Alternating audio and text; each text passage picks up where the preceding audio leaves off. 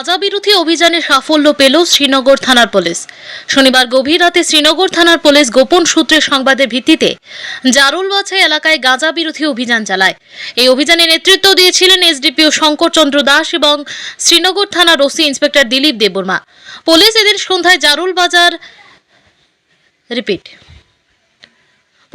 সন্ধ্যায় জারুলবাছাই এলাকায় অভিযান চালিয়ে 8 প্যাকেটে মোট 13 কেজি গাঁজা উদ্ধার করে। তার পাশাপাশি গাঁজা ব্যবসায়ী কিশোর দেববর্মাকে পুলিশ গ্রেপ্তার করে থানায় নিয়ে আসে।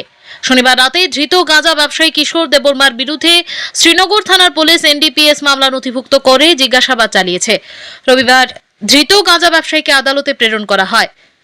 শনিবার রাতে গাঁজা বিরোধী অভিযান সংক্রান্ত বিষয়ে শ্রীনগর থানার এক সাব ইন্সপেক্টর সাংবাদিকদের মুখোমুখি হয়ে বিস্তারিত তথ্য তুলে ধরেন। একজন ছেলে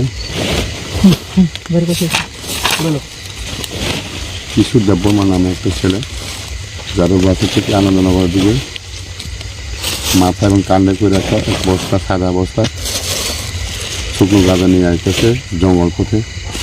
আমার কাছে খবর পাওয়ার পরে আমরা জঙ্গলের মধ্যে অ্যাম্বুসে বসে এবং আসার পরে একটা ছেলে কাণ্ডে করে একটা বস্তা নিয়ে আসতেছি, ওনাকে আটক করলাম।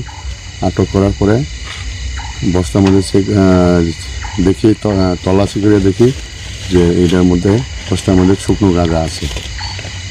অনুমানিক কত টাকার হবে?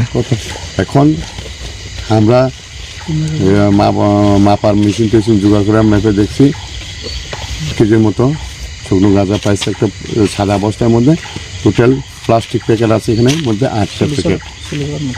প্রায় সর্বমোট বাজার মূল্য হতে পারে কিছু দেববর্মা নামক ছেলেকে আমরা আটক করতে পারি।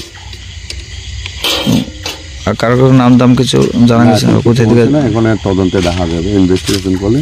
আমরা এখন ওনার বিরুদ্ধে একটা লফুল অ্যাকশন আমরা এফআইআর নেব। এফআইআর নেওয়ার পরে আমরা তদন্ত করুন, তদন্তের সময় কী কার নাম রয়েছে সেটা দেখা যাবে।